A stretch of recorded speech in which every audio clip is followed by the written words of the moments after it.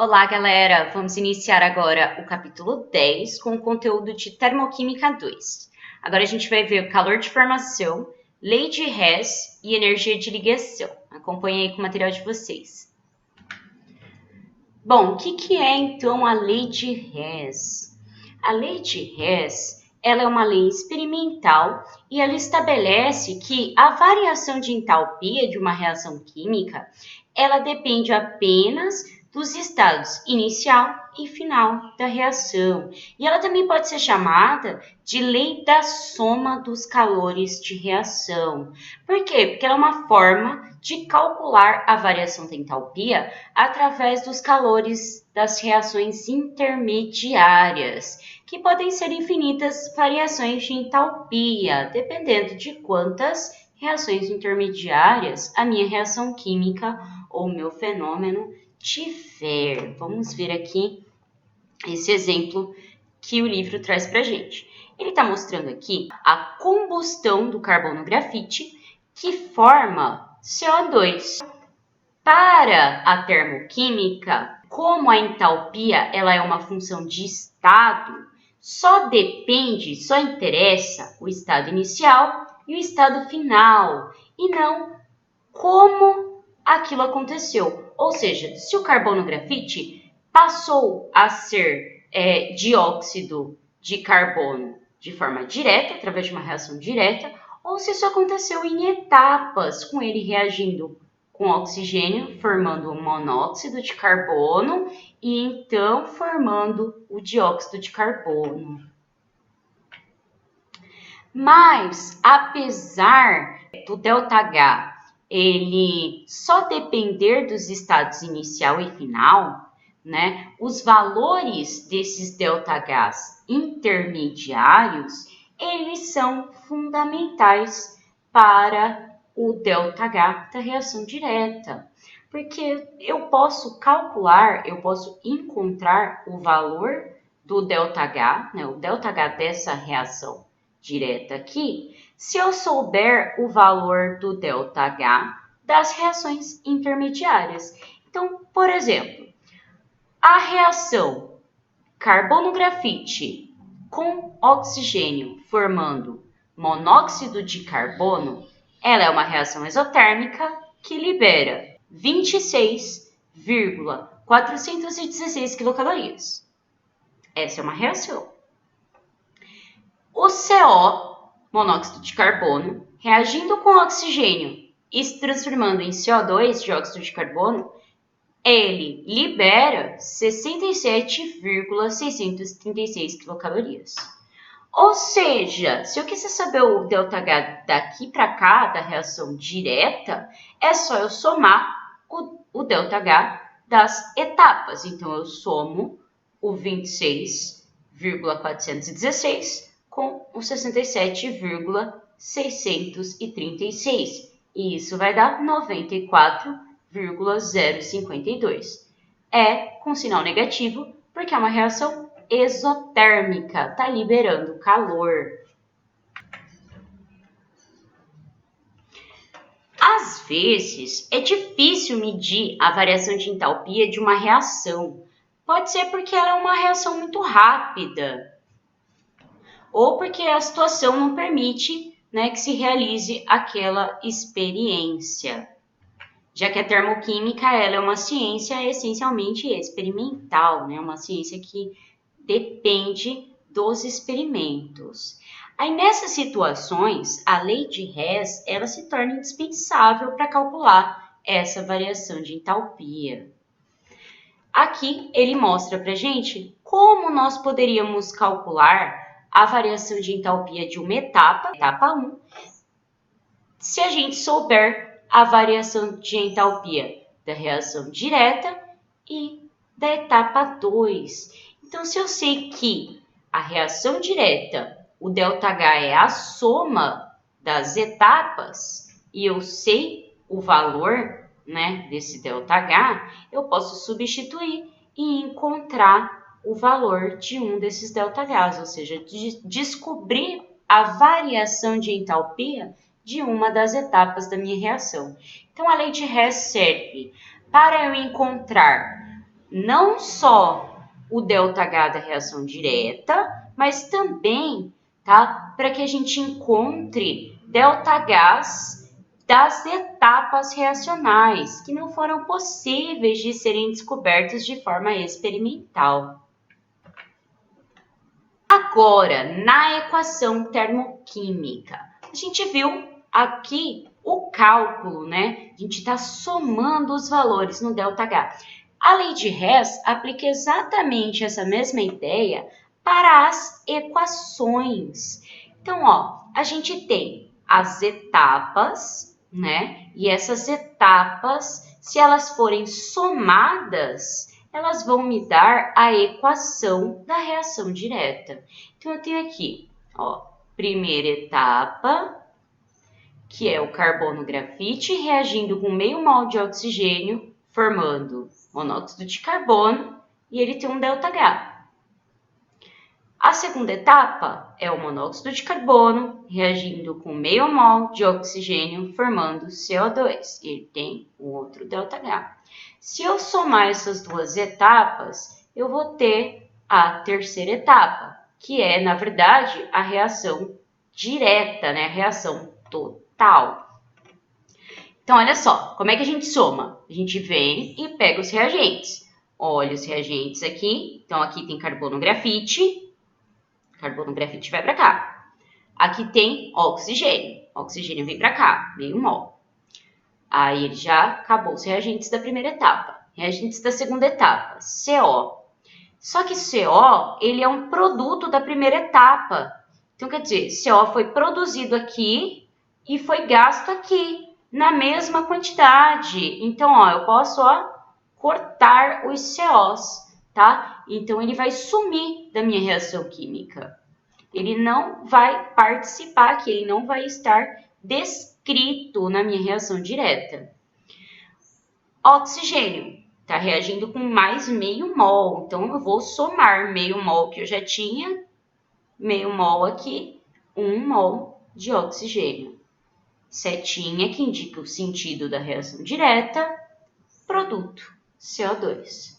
E o ΔH, mesma coisa que a gente aplicou anteriormente. Vou somar os valores dos ΔHs das etapas da minha reação. Somei aqui, tenho o ΔH da reação direta. Por isso que a lei de Hess também é conhecida como lei da aditividade.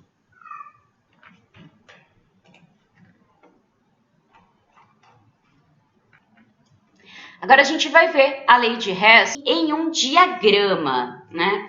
O diagrama, ele é uma representação gráfica, né? Ele é um gráfico que permite que a gente visualize de forma rápida e fácil o ΔH de um processo termoquímico. Então, ele traz para a gente várias informações importantes, tá? E elas têm que estar descritas de algumas formas específicas. Vamos ver elas aqui.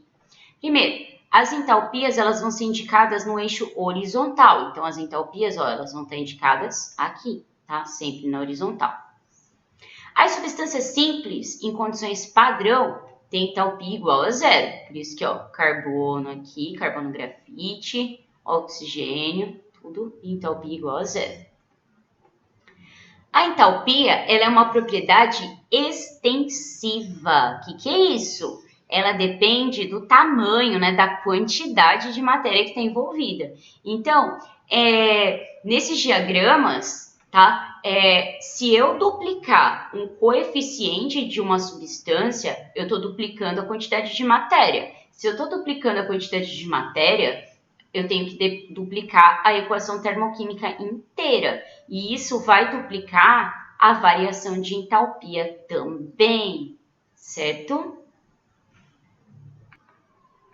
Então, olha aqui. A gente viu que a reação de 1 mol de carbono-grafite com meio mol de oxigênio formando 1 mol de CO, ela libera 26,416 quilocalorias.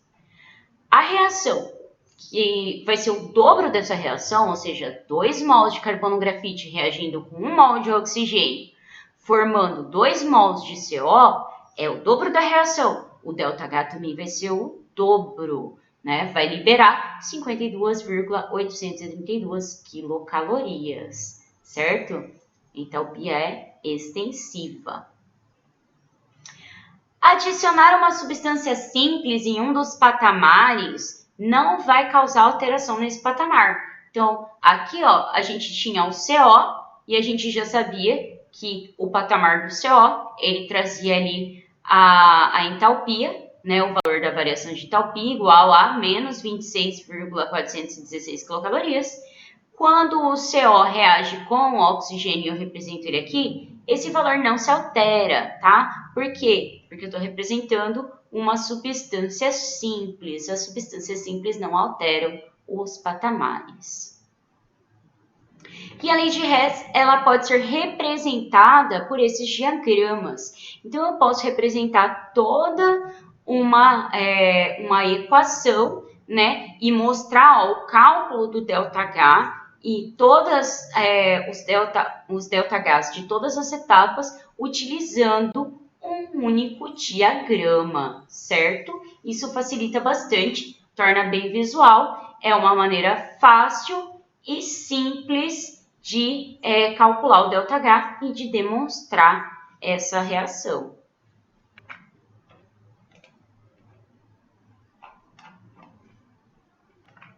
Agora a gente vai ver como que a gente vai fazer a soma dos segmentos, né, no diagrama de entalpia. Olha só.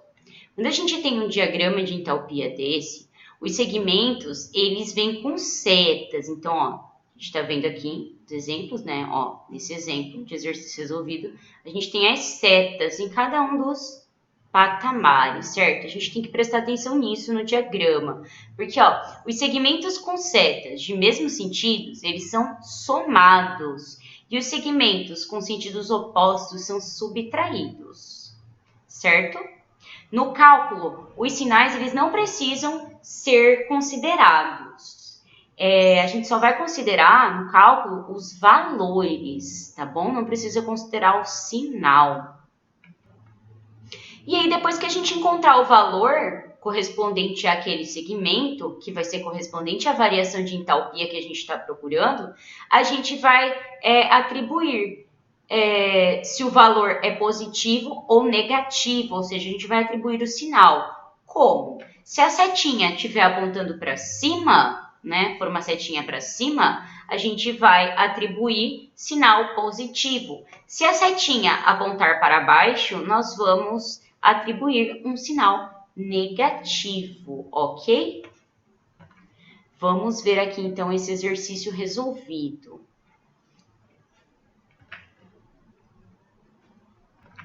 Analisando o diagrama de entalpia ao lado, calcule a variação de entalpia para a reação representada pela equação CO gasoso, formando carbono grafite mais meio O2 gasoso. Então, ó, ele deu a equação e ele deu o diagrama.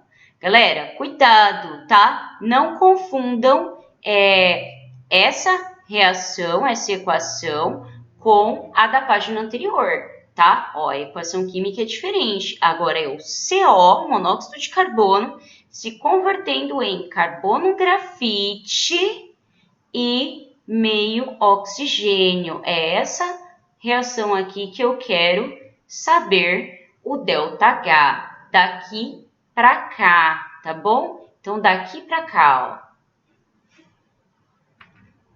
Como é que a gente faz essa conta? Vamos ver aqui a resolução.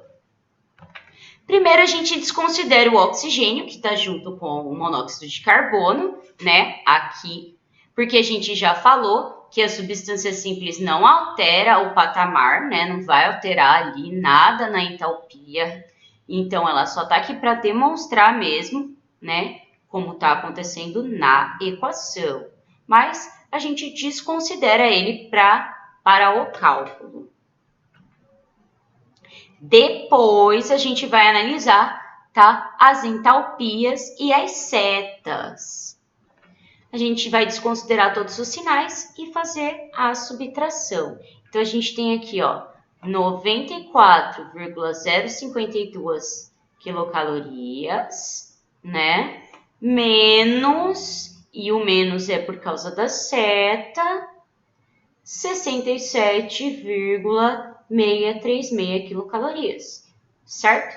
Isso vai dar como resposta 26,416. Lembrando que aqui a gente não considera o sinal. O sinal a gente vai conferir agora, tá? Então agora a gente vai lá atribuir o sinal. Como que a gente vai atribuir o sinal? A gente vai atribuir o sinal conferindo a seta. Então olha a seta aqui, ó. Ela está apontando para cima. Se ela está apontando para cima, tá? O sinal vai ser positivo. Então, aqui o meu ΔH vai ser mais e o valor que eu encontrei, 26,416 quilocalorias. Então, ΔH dessa reação é mais 26,416 quilocalorias, certo? Encontrei o ΔH, uma reação endotérmica, né? A gente está vendo e vai ver que, comparado com o quadro da página anterior, lá nessa parte do diagrama, tá? O ΔH, ele era negativo, mas por que ele era negativo lá? Porque lá ele não estava pedindo para a gente analisar essa reação aqui, né? Nós estávamos analisando, na verdade, a reação contrária. Nós estávamos analisando do carbono grafite, partindo do carbono grafite para a formação do CO2, certo? E não o contrário, né? Então, eu passava do carbono grafite, reagindo com oxigênio, para formar monóxido de carbono, e depois o monóxido de carbono reagindo de novo com oxigênio para formar CO2. Aqui a gente está analisando a reação contrária, ó, é a degradação desse monóxido de carbono. Então, o ΔH tem o sinal invertido também, o sinal contrário. Isso eu já tinha comentado com vocês, né? Quando a gente analisa uma equação química, tá? É interessante a gente relembrar, ó. Se eu tenho uma reação química acontecendo em um sentido, vamos analisar aqui, aqui, ó. Se eu tenho uma reação química acontecendo em um sentido, então, ó, daqui para cá, do carbono grafite reagindo com oxigênio, formando o monóxido de carbono, ela é exotérmica e libera 26,416 calorias. Essa mesma reação química, quando analisada ao contrário, ou seja, né, no sentido inverso dela, que é o CO formando carbono grafite mais meio mol de oxigênio, ela vai ter o ΔH ao contrário também, né, invertido também. Por isso que ele é o mesmo valor, 26,416, porém com sinal positivo, né? Ela é endotérmica, porque é a reação inversa. Agora a gente vai ver como calcular a variação de entalpia pela lei de Hess, né? Vamos aprender os passos a se seguir para fazer esse cálculo. Então, para a gente fazer o cálculo da variação de entalpia pela lei de Hess, a gente precisa seguir alguns passos. Quais são esses passos? Primeiro, identificar a equação problema, da qual é pedida a variação de entalpia. Então, eu tenho que identificar, eu tenho que reconhecer qual é a equação, né? Qual que é a equação termoquímica que você vai analisar, que você vai calcular a variação de entalpia. E essa equação ela não pode sofrer nenhuma alteração durante o processo de resolução, enquanto você estiver calculando. Depois, você vai identificar as equações auxiliares, que são aquelas que foram dadas as variações de entalpia para você. Depois você vai identificar a substância de referência na equação auxiliar. Essa substância, ela tem que ser encontrada na equação problema e ela não pode se repetir nas demais equações auxiliares. Ela vai servir para ajudar a nortear as alterações que possam ser feitas na equação auxiliar. Depois, a gente tem que ver que o coeficiente e o membro aos quais pertence a substância de referência devem ser iguais, tanto na equação auxiliar quanto na equação problema, certo? E se eles não forem iguais, eu tenho que adaptar essas equações.